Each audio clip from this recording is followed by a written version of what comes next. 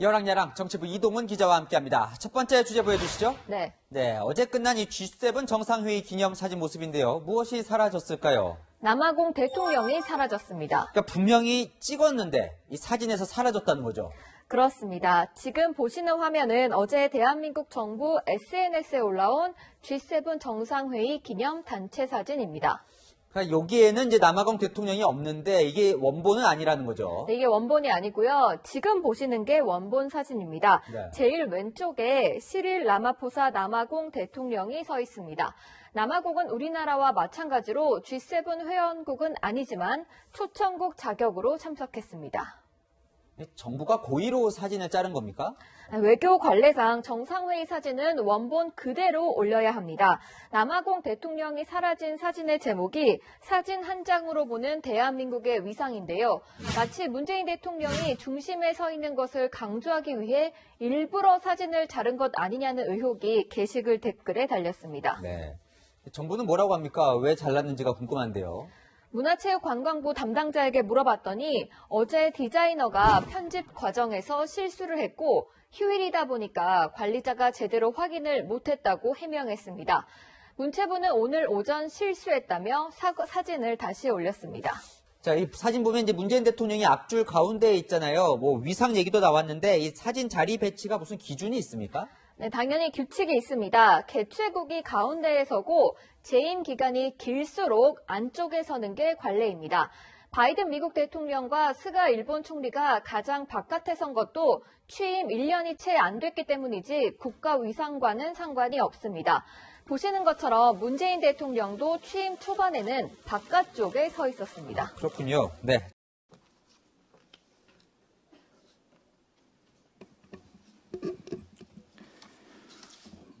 문재인 정부의 대통령만을 띄우는 홍보 경쟁, 포장 경쟁, 충성 경쟁의 끝은 과연 어딘가라는 제목으로 말씀드리겠습니다. 지금 문재인 대통령의 유럽 순방을 대통령 개인의 성취인 것처럼 포장하려는 청와대의 과욕이 도를 넘고 있습니다. 알려진 것처럼 정부가 문재인 대통령이 참석한 주요 7국 G7 정상회의를 알리면서 남아프리카 공화국 대통령의 모습을 잘라낸 단체 사진을 홍보 포스터에 썼다고 합니다. 만일 다른 나라에서 자국 대통령을 홍보하기 위해 사진에서 문재인 대통령을 잘라냈다면 우리 정부는 어떤 반응을 보였겠습니까? 지난 P4G 회의 때는 서울을 보여준다면서 평양을 보여주고서도 제작자의 실수였다고 하더니 이번에도 편집 비자의 제작상 실수라고 책임을 남에게 또 떠넘기고 있습니다. 정부의 계속되는 이 낡은 레코드판 돌리기식 변명에 대해 국민들은 신물이 나고 있으며 나라의 위상보다도 문재인 대통령이라는 개인을 띄우려는 북한식 충성 경쟁, 대통령 홍보 경쟁, 포장 경쟁이 가져온 외교 참사가 아닌지 묻고 있습니다. 정말 이 정부 사람들의 눈에는 국민과 국제사회는 보이지 않고 문재인 대통령만 보이는 것 같습니다. 지금 문재인 정부는 이번 G7 정상회담 결과에 대해서도 사실과 다르게 포장하여 국민들에게 전달하고 있습니다. 어제 14일 청와대의 발표에 따르면 이번 G7 정상회의 기간 문재인 대통령과 호주, 독일, 영국, 프랑스 정상과의 회담들에서 각국 정상들이 문재인 대통령의 한반도 평화 프로세스에 대한 지지를 표명했다고 합니다. 통일부 대변인도 G7 공동성명에서는 한반도의 완전한 비핵화, 외교적 관여 등을 중심으로 미국의 대북 정책에 대한 환영, 그리고 북한의 대화의 호응에 나오기를 촉구하는 내용 등이 담겼다며 이러한 내용들은 정부가 계기가 있을 때마다 지속적으로 밝혀온 입장들로 기본적으로 긍정적으로 평가한다라고 했습니다. 우리 국민들이 이런 청와대와 통일부의 발표를 들으면 마치도 유럽 나라들이 문재인 대통령의 한반도 평화 프로세스에 힘을 실어주고 우리 정부의 대북 정책에 적극적인 지지를 표명해 준 것으로 착각하실 것 같습니다. 여러분, 여기에 G7 정상회담에서 채택된 공동성명 원문이 있습니다.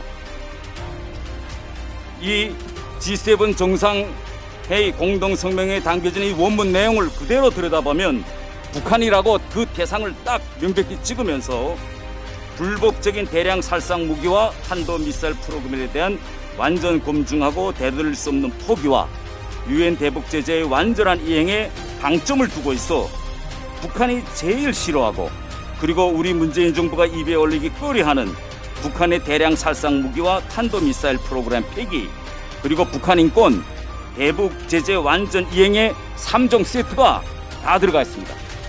대화를 앞세우고 있는 문재인 정부와 노선을 달리하고 있다는 것이 명명백백합니다. 더욱이 G7 정상의 공동 성명에는 문재인 정부가 그토록 홍보하고 있는 한반도 평화 프로세스라는 문구가 단 한 글자도 들어가 있지 않습니다.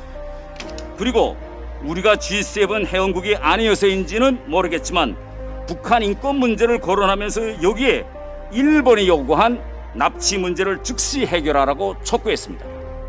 저는 왜 청와대와 통일부가 G7 공동성명에 언급된 이 짤막한 내용을 국민들에게 있는 그대로 알리지 않고 있는지, 그리고 북한 인권 문제가 포함되어 있다는 이 엄연한 사실을 공개하지 않고 있는지 의심스럽습니다. 우리나라에 영어를 아는 국민들이 얼마나 많게 이렇게 아전 인식적으로 이 짤막한 공동성명 내용을 해석하고 둔갑시켜서 국민들에게 전달하는지 그 진 의도가 의심스럽습니다. 아마 우리 국민들이 이 공동성명 원문, 영문 원문을 읽어봤으면 정부가 저들에게 불리한 내용은 쏙 빼고 국민들을 위해서 얼마나 기발한 포장수를 쓰고 있는지 명명백백하게 알 수 있을 것입니다. 저는 문재인 대통령이 현지에서 이번 G7 정상회담 공동성명 원문을 읽어보면서 특히 북한 인권을 개선하라고 강력히 요구하고 있는 정상들의 모습을 보면서 무슨 생각을 했을까 하고 궁금합니다. 저는 정부가 유엔 북한 인권 결의안 공동제안국에 지속적으로 불참하고 몇 년째 북한 인권 대사 공석을 계속 유지하고 있으며 대북전단 금지법 시행, 북한 인권재단 출범 지연 등 북한 인권 문제를 계속 외면하고 있는 이러한 정부의 정책과 이번 G7 공동성명의 내용이 너무나도 대조되기 때문에 국민들에게 이러한 사실이 알려지는 것이 두려워서 의도적으로 공동성명 내용을 있는 그대로 전달하지 않고 있는지 의심스럽습니다.